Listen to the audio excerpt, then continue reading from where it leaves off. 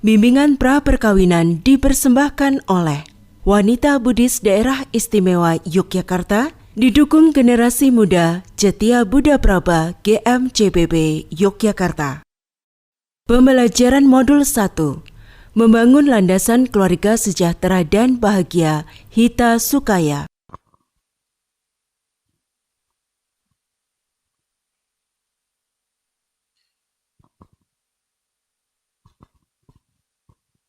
Selamat siang. Namo Sang Hyang Adi Budaya, Namo Buddhaya. Selamat siang kepada kedua calon mempelai, Nana dan Aldo.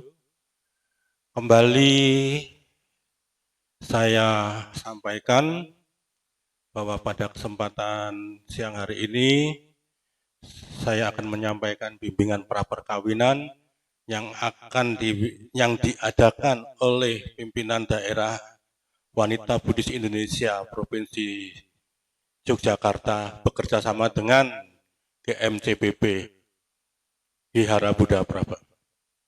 Baik, saya akan mulai dengan judul Membangun Landasan Keluarga Sejahtera dan Bahagia, Hita Sukaya.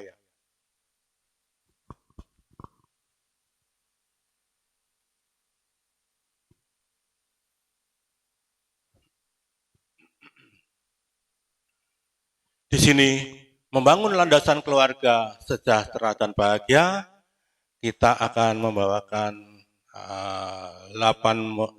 5 modul. 1, dalam konsep diri.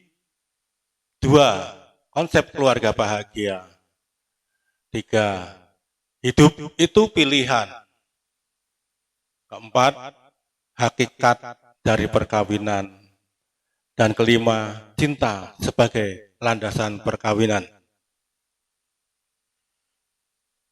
Maksud dan tujuan dalam pembelajaran ini: 1, memahami konsep diri. 2, memahami konsep keluarga bahagia. Memahami hakikat perkawinan. Memahami makna cinta sebagai landasan perkawinan. Mempraktikkan hidup sadar penuh dalam menghadirkan keluarga bahagia dan harmonis. Di sini ada pertanyaan pemantik juga. Apakah perlu memahami konsep diri sebelum mengenal pasangan? Sudahkah Anda memahami konsep keluarga yang ingin Anda bangun? Bagaimana Anda membangun keluarga yang bahagia? Tepatkah pilihan Anda untuk menikah? Cinta seperti apa yang Anda miliki sebagai landasan perkawinan Anda tersebut? Apakah Anda bisa membedakan antara cinta dan nafsu seksual? Keterangan tentang konsep diri. Pandangan unik yang dimiliki seseorang tentang keseluruhan dirinya mencakup karakteristik fisik, fisiologis, sosial, dan emosi. Manusia adalah makhluk sosial yang tidak hidup sendiri, bahkan dirinya pun sesungguhnya bukan miliknya sendiri. Sama pada nomor 62, setiap individu saling berinteraksi, saling bergantungan. Oke, masuk ke konsep ke keluarga. Di sini Undang-Undang Nomor 10 Tahun 1092 tentang perkembangan kependudukan dan pembangunan keluarga sejahtera. Keluarga adalah unit terkecil dalam masyarakat yang terdiri dari suami istri atau suami dan istri beserta anaknya, atau anak dan ayah dan anaknya, atau ibu dan anaknya. Keluarga sejahtera. Apa yang dimaksud dengan keluarga sejahtera? 1, perkawinan yang sah. Kebutuhan spiritual. 3, bertakwa kepada Tuhan Yang Maha Esa. Yang keempat adalah hubungan yang serasi atau seimbang.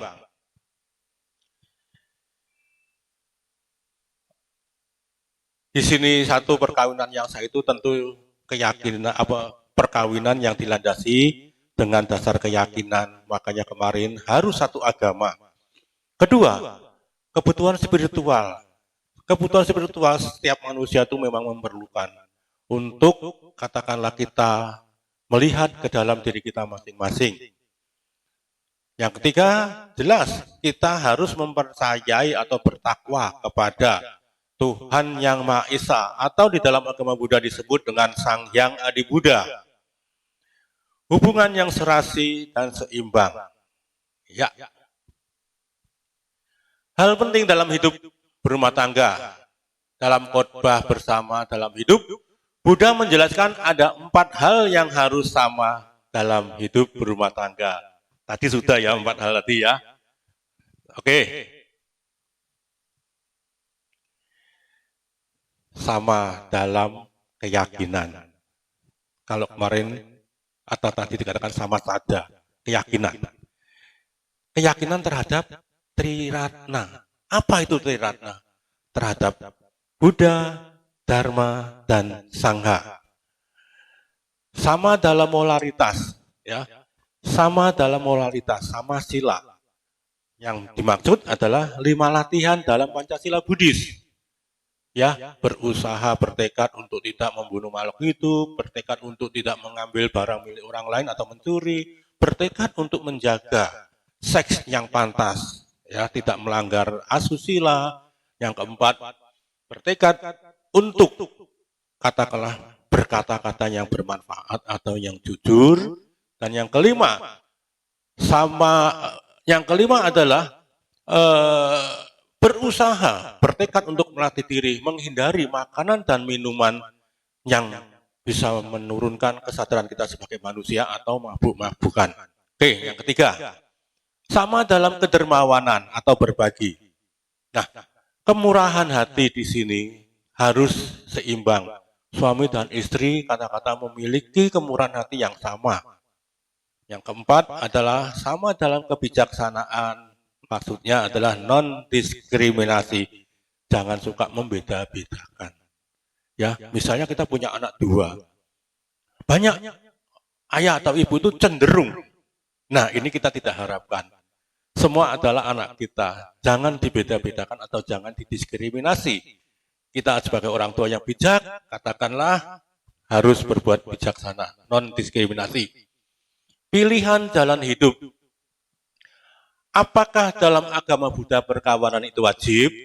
Suatu pertanyaan, ya. Dijawab tidak wajib, ya. Oke. Pabajita, kehidupan monastik atau hidup selibat dan meninggalkan kehidupan duniawi. Contohnya adalah para anggota sangha atau biksu junjungan kita dalam komunitas sangha. Ya, itu pabajita. Lalu kedua adalah graha wamsa, graha rumah. Wamsa, kehidupan berumah tangga yang mempraktekkan dharma. Banyak berumah tangga katakanlah yang tidak mempraktekkan dharma, tidak bisa dikatakan sebagai graha wamsa. Seorang graha wamsa, kehidupan berumah tangga yang mempraktekkan di dalam kehidupannya praktek dharma. Oke? Dalam kitab Sutta Nikaya, dalam kitab Samyutta Nikaya 2, Buddha mengajarkan perilaku yang harus dipraktekkan bagi berumah tangga. Apa itu? Ya, kembali lagi ke moralitas. Pancasila Buddhis, menghindari pembunuhan, menghindari pencurian, menghindari perbuatan seks yang salah, menghindari ucapan yang tidak baik. Yang kelima adalah menghindari mabuk-mabukan dan narkoba. Ini Pancasila Buddhis ya. Jadi ini adalah landasan moral. Wajib dilaksanakan bagi umat Buddha. Hakikat perkawinan. Undang-Undang Nomor 1 Tahun 1974 tentang perkawinan. ikatan lahir dan batin antara seorang pria dan wanita sebagai suami istri dengan tujuan membentuk keluarga atau rumah tangga yang bahagia dan kekal berdasar ketuhanan yang Maha Esa. Perkawinan merupakan komitmen jangka panjang yang dihadirkan bersama-sama dalam kehidupan sekarang dan saat ini. Komitmen. Jadi kita komitmen itu katakanlah sejak katakanlah menjadi suami istri ya sampai nanti akhirnya kita dipisahkan oleh kematian. Kita komitmen yang panjang di sini ya, tidak hanya sebentar. Oke. Selanjutnya pengakuan atas perkawinan. Buddha tidak menetapkan hukum mengenai perkawinan termasuk perceraian. Karena tadi ada Pabajita dan ada Grahawamsa.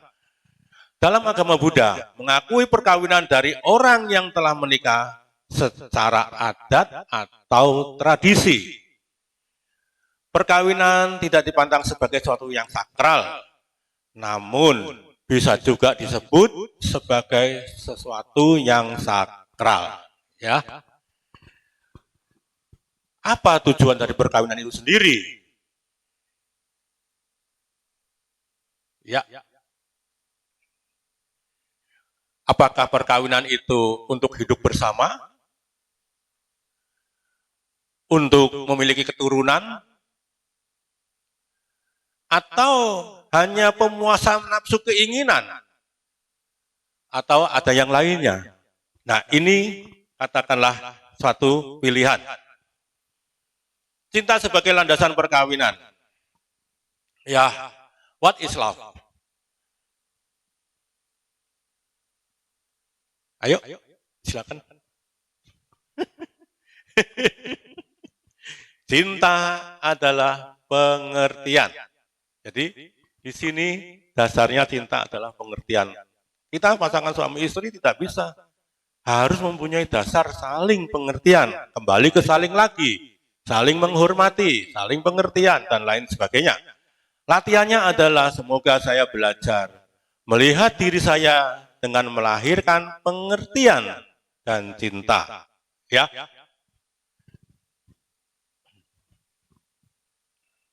Nah, namamu disebut ini. Ya. Apa itu? Metta Karuna Mudita UPK. Ya. Maitri bahasa Sanskerta, Metta bahasa Bali. Karuna, Karuna tetap bahasa Bali ya. Mudita UPK. Ini yang dikatakan Brahma Wihara. Jadi dengan dasar 4 kebajikan ini atau Brahma Wihara, mudah-mudahan kalian katakanlah bisa melalui kehidupan ini sampai di akhir hayat. Maitri, Karuna, Mudita dan UPK. Lanjut.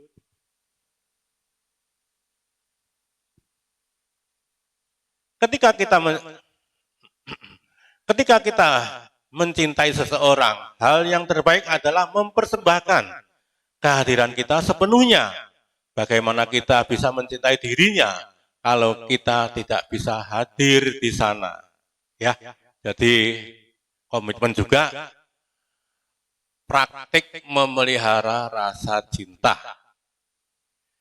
Jika kita mencintai seseorang, kita harus mengenali dan menyentuh benih-benih positif yang ada dalam dirinya setiap hari dan menahan diri untuk tidak menyirami benih-benih kemarahan, kesedihan, kekecewaan, dan kebencian. Nah, ini cerita klasik juga ini. Cinta dan komitmen jangka panjang Pertapa Sumedha dan Sumita. Pertapa Sumedha adalah yang akhirnya menjadi Pangeran Siddhartha Gautama. Karena beliau komitmen jangka panjang sampai diketemukan antara Pangeran Siddhartha Gautama sebagai Pertapa Sumedha dan waktu itu pada kehidupan lampaunya Sumita adalah kelahiran berikutnya sebagai putri Yasodhara. Jadi sangat panjang sekali, rentan yang sangat panjang. Komitmen katakanlah guru agung kami, guru agung kita.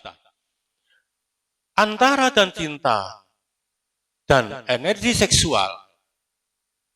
Jika hubungan seksual terjadi tanpa kasih sayang yang mendalam, tanpa komitmen jangka panjang, dan tanpa saling pengertian, maka hubungan pernikahan bisa mendatangkan banyak penderitaan dan kehancuran. Jadi jelas di sini ya, dengan perhatian, penuh kesadaran, dan latihan pengertian dan welas asih, maka kehidupan seksual akan menjadi indah dan menjadi sakral. 3 jenis hubungan suami istri. Kita awali dari bawah. Fisik, jasmani kita. Sebagai suami istri, tentu ada yang namanya hubungan seks. Rasa emosional kita sebagai suami istri, sebagai manusia, itu wajar dan ada. Apabila kita memperhatikan dengan baik, kita bina, kita tingkatkan menjadi emosional dan berkerucut pada tingkat spiritual akhirnya. Oke.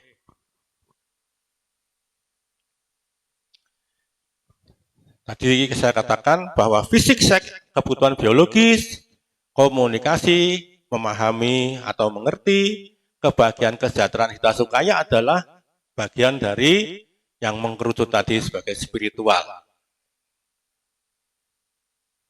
Oke, terima kasih. Saya ucapkan Namo Sang Hyang Adi Budaya, Namo Buddhaya.